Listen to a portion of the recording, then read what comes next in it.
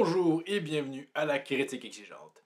Pour un nouveau segment, les incontournables, où ce coup-ci je m'éloigne vraiment de mon sujet habituel, donc c'est même pas un jeu vidéo, c'est pas un animé, on quitte l'animation tout simplement, c'est Buffy contre les vampires. Donc pour ceux qui connaissent moins, parce que cette série-là s'en vient quand même vieille, Buffy contre les vampires c'est une télésérie américaine, sortie de mémoire entre 1997 et 2003. Grosso modo, on suit les aventures de Buffy, qui est chasseuse de vampires. C'est l'élu à chaque génération qui se voit confier une force surhumaine pour affronter les forces du mal. Elle va être aidée dans sa quête par des amis. Et cette mission-là va durer sur 7 saisons. Ça vaut la peine de le mentionner. Joss Whedon, qui s'était fait beaucoup connaître à travers surtout Avengers, mais qui après coup, son étoile a beaucoup pâli. Mais il avait justement mis son nom sur la carte véritablement avec Buffy contre les vampires. Donc, je vous ai fait un rapide résumé. On peut y aller maintenant à pourquoi pour moi c'est un incontournable. Et attention, je vais aller à fond dans la caisse dans les spoilers. C'est sûr que Buffy, c'est ma première vraiment vraie télésérie. Donc, c'est sûr qu'il y a un peu d'élément de nostalgie qui va jouer à travers ça. Mais encore une fois, je vais essayer de soulever avec des arguments de taille. D'une part, c'est vraiment la richesse du scénario et des dialogues. Si vous aimez beaucoup le Marvel tel qu'on le connaît, le MCU, excusez-moi, ben c'est parce que justement, à travers Avengers, c'était Joss Whedon qui était au rendez-vous, et c'est lui qui a réussi à faire ces répliques souvent, on peut appeler ça savoureuse, un bon mélange d'humour, et justement, il démontrait ce talent-là sur Buffy. C'est de là que ça vient. Le Marvel, l'humour est très Buffy-esque, donc c'est un humour, ça se veut très efficace, des dialogues savoureux. Et j'en parlerai bien évidemment des personnages, mais surtout à travers le personnage de Spike, où on livre des monologues ou des répliques, soit assassines, réflexives, ou juste incroyablement bien fait. Aussi, cette saison, on aurait pu croire que c'est peut-être de trop, et ceux qui connaissent la série, probablement que peut-être ça aurait dû se finir à la fin de la saison 5. Ils avaient quand même très bien placé ça. On avait presque droit en fait à un arc-ciel, à quel point on semble clôturer quelque chose, mais finalement, ça se poursuit. Mais j'irai pas jusqu'à dire que les saisons 6 et 7 sont les saisons de trop. Saison 7, on sent que il y a peut-être un manque d'imagination, mais c'est quand même, malgré tout, toujours très bon. Et il faut le souligner quand même, parce que j'ai pas beaucoup d'exemples à montrer, mais il y a beaucoup de séries qui s'essoufflent. Je pense par exemple à Walking Dead, à ce qui paraît, c'est ce qui se passe. Et l'exemple que j'ai le plus en tête, ben aussi, mettons, des Smallville de l'époque, mais tout récemment, ou en fait, à peu près n'importe quelle série, il y a même 13 raisons pourquoi, qui honnêtement n'aurait pas dû outrepasser sa première saison. Mais je pense surtout à The Flash. C'est une série qui, dès sa deuxième saison, s'était essoufflée, n'avait plus de nouvelles idées, et c'est pas encore terminé. Je pense qu'on est rendu à la 8e, 9e saison, c'est ridicule à ce niveau-là. Donc Buffy, ce n'est pas le cas. Ça reste quand même bien, même voire excellent, je trouve, du début jusqu'à la fin. Donc, il faut quand même le soulever.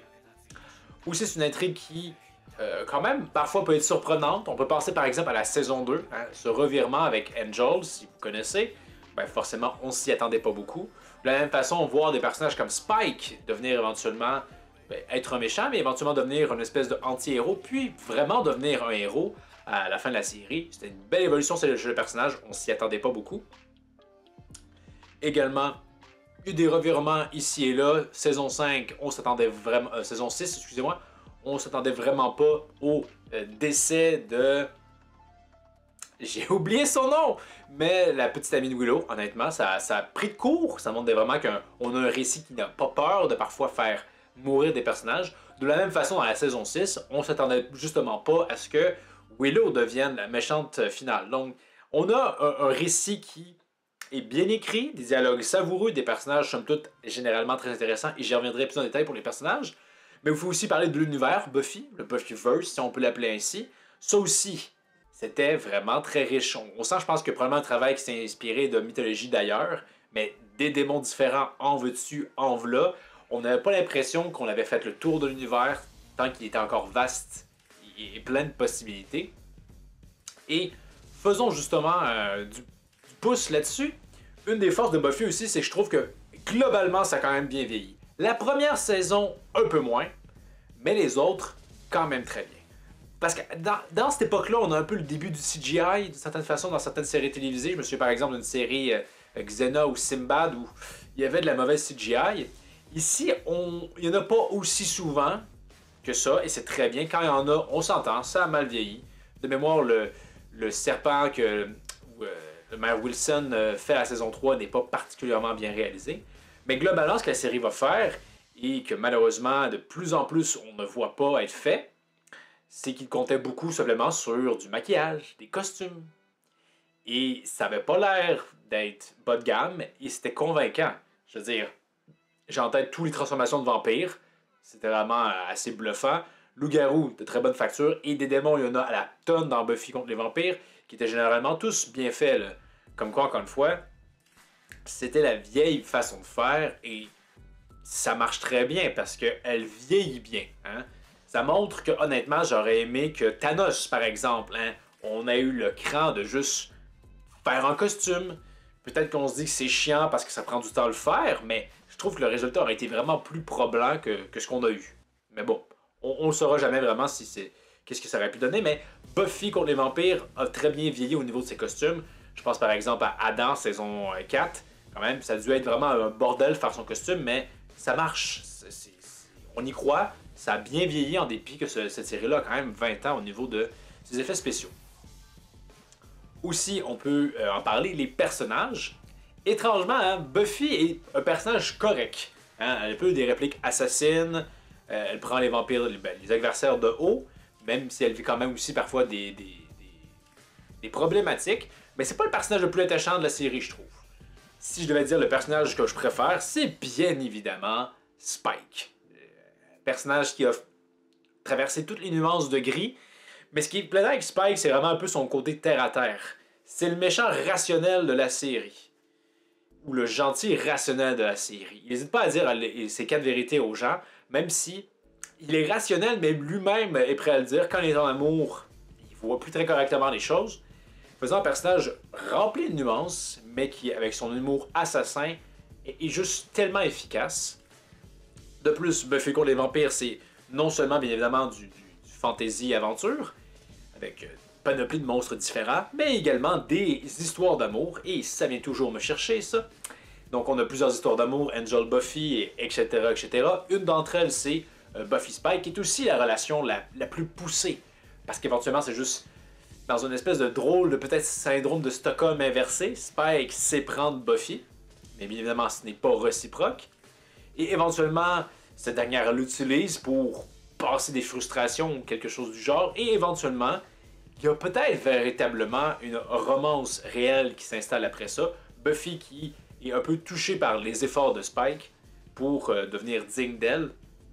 Donc il y a vraiment une belle évolution à travers cette romance-là qui est hyper plaisante. Et un incontournable, je le redis, c'est quelque chose que généralement je peux réécouter. Puis après, je me dis, hey, pourquoi ne pas le réécouter? Ben, un incontournable dans un incontournable, c'est à la fin de la saison 7, quand Spike livre une espèce de dialogue à Buffy pour la motiver, qui est aussi un peu une espèce de déclaration d'amour plus officielle, l'ultime déclaration d'amour, et Dieu que c'est bien écrit, c'est super bien interprété aussi, vraiment, c'est un régal à voir encore et encore. J'ai dû voir ce segment-là au-dessus de 50 fois, assurément, tant je trouve que c'est juste bien fichu et que ça conclut quand même bien leur relation malgré tout. Autre personnage qui peut être digne de mention, bien évidemment, il y a Alex Zender, qui c'est l'humain du groupe. Tout le monde va être appelé à avoir des pouvoirs. Hein? Willow va devenir une sorcière, il y a les vampires, bien évidemment, Spike Angel, Buffy c'est la suite de vampire, Anya est un démon d'une certaine façon. Alex, c'est l'humain normal, il n'a pas de pouvoir. Et c'est intéressant de voir ce qu'il apporte dans la série avec notamment son humour et tout le tralala. J'ai d'ailleurs adoré justement un épisode où il est mis de côté par tout le monde parce qu'ils se disent c'est vraiment l'apocalypse, ça va être le carnage, Alex t'as pas de pouvoir, tu peux rien faire. Et que de son côté, il va voir sa petite aventure et il va finalement être le héros de sa petite aventure qui va sauver les autres, mais ces derniers n'en sauront jamais rien. Vraiment, j'avais parlé dans ma série, dans ma dernière vidéo sur Invincible, comme quoi le format 8 épisodes pose des problèmes. Ben justement, en 8 épisodes, as-tu le temps de faire un épisode dédié à un personnage secondaire? C'est clair que non. Ici, on a eu ça. Parce que généralement, la première saison de Buffy, si je me trompe pas, c'était 12 épisodes, et après qu'on est rentré dans du 20 jusqu'à 23 épisodes par saison. Et il n'y a pas vraiment des gaspillages de temps à l'écran pour ça. Donc c'est vraiment une très bonne chose. C'est sûr qu'on peut se permettre de faire un petit peu du bashing, bien évidemment. C'est pas tous les personnages qui sont parfaits dans la série. J'ai pas trop apprécié le personnage de Angel. Comme c'était un peu trop cliché. Je trouvais que Spike avait des nuances de gris. Angel, c'était soit blanc ou noir. Quand il est méchant, il est vraiment méchant cinglé. Quand il est gentil, il est un peu trop. Ouais, on comprenait l'objectif atteint, il n'y avait juste pas suffisamment de nuances à mon avis. Je suis d'ailleurs un peu relativement content que ce dernier quitte la série pour avoir sa propre série. Je trouve pas que c'était une très grande perte. Et je veux le soulever, je connais surtout Buffy au début à travers son doublage français. Éventuellement, j'ai plus après découvert la série doublage anglais. Mais la voix de Angels, c'est la voix de Goku, c'est Patrick Borg qui s'en occupe. Et un peu comme Goku, c'est ça qui est étrange, hein? Je trouvais que Goku, la VF était vraiment mieux pour le personnage, ça collait plus. Ben, de la même façon, je trouve que la VF colle beaucoup plus à Angel. C'est censé être un grand gaillard, on l'imagine avec une voix comme masculine, alors qu'en anglais, il a une voix un petit peu plus aiguë, qui correspond moins, je trouve, à son gabarit, à son style ténébreux. Donc là-dessus, encore une fois, comme quoi, parfois, un doublage peut être plus efficace que l'acteur lui-même. Hein. C'est un peu paradoxal, mais n'empêche. Hein. Et dernier point, je pense, que je pourrais soulever, c'est aussi le fait qu'on a 22 épisodes. Il y a beaucoup d'épisodes, parfois plus de style dans la série. N'hésite pas à essayer des choses. On a un épisode de comédie musicale. Je tiens à le dire, généralement, j'aime pas les comédies musicales, donc forcément, c'était pas mon épisode préféré, mais j'apprécie quand même ça. À l'inverse, éventuellement, il y a des démons qui vont juste, comment dire, via un sort quelconque, empêcher toute la ville de Sunnydale de pouvoir parler. Donc là, c'est un épisode où tout le monde est muet. Donc forcément, ils utilisent ça pour faire des scènes quand même assez comiques, des quiproquos parce que les gens sont pas capables de s'exprimer. C'était vraiment très bien. Il y avait aussi une espèce d'étrange épisode où on laisse sous-entendre qu'en fait, Buffy, tout le délire de la série, c'est juste elle qui fait une espèce de psychose et qu'au final, on n'est jamais tellement sûr. Il laisse quand même la porte ouverte, heureusement. Est-ce que finalement, c'était vraiment une psychose ou ce qu'on a connu est juste c'était un mensonge? Il y avait ça qui avait été bien. Et il y a plein de petits épisodes où ils font des essais de ce genre-là, et c'est appréciable. De mémoire, il y a un épisode pour soulever un truc grave, il n'y a aucune musique à travers l'épisode. Donc, vraiment, le fait qu'on ait 22 épisodes et qu'on essaie des trucs fait qu'il y a des épisodes qui sont forcément beaucoup plus marquants que d'autres. Et c'est tant mieux. On a vraiment une série qui n'avait pas peur d'oser et qu'on sentait qu'il y avait de l'imagination, que des gens étaient impliqués, qu'on avait oui, certes, probablement une pression de dire bon, ben, faudrait continuer l'œuvre, hein, parce que c'est populaire, mais qu'ils ont su relever la barre et non pas juste comme, et je me permets un autre jab à The Flash, pas avoir d'idée puis se dire hey, est-ce qu'on ramène le même genre d'ennemi, mais qu'il y a juste un nom différent, mais que c'est globalement le même, et qu'éventuellement, ben, on fait juste ramener le même premier ennemi de la saison, la première saison, saison après saison, alors qu'on l'a tué, puis, etc. Bref, Buffy contre les vampires, c'était une série qui était inspirée. Je suis très content que ça supersé mon adolescence. Surtout que c'est une série qui se veut quand même mature et qui fait une belle métaphore. Hein. Buffy se bat contre des démons, oui, mais la métaphore réelle, c'est surmonter la difficulté qu'est l'adolescence. Puis éventuellement, quand les personnages sont rendus plus âgés, ça dépasse ce cadre-là. C'est juste surmonter la vie, qui est un obstacle en soi. Il y a des belles leçons à apprendre à travers Buffy, si on peut les extrapoler. Donc vraiment, c'est une excellente série que j'ai toujours un grand plaisir à re-regarder et que je vous recommande chaudement si vous n'avez pas fait. Je pense que ça a quand même excessivement bien vieilli. Donc, foncez plus sans plus attendre si vous ne l'avez pas vu. Pour la prochaine critique exigeante, la série de Genius, le guide du prince, le guide du prince génial pour sortir une nation hors de la dette. Encore une fois, un titre merdique, je vais le redire, je déteste cette mouvance de merde. J'ai écouté cette série. Il y a du bon, comme il y a du mauvais, donc la semaine prochaine, je parlerai de ça. Quoique je vous dis ça, non, ça fonctionne. Dragon Ball Super, c'est encore dans 2 semaines. Donc ça va être cet anime un peu plus obscur, mais qui, je pense, aurait intérêt à être mieux travaillé, mais aussi à être connu. J'en parlerai la semaine prochaine. Donc comme toujours, merci d'avoir regardé. N'hésitez pas à commenter, partager, vous abonner et réaliser toute petite action qui pourrait aider un petit youtubeur que je suis. Et je vous dis à la prochaine. Critique exigeante. I like money. How much? $100? $100. You'll have to do a lot better than that. 200. Fine. Right then.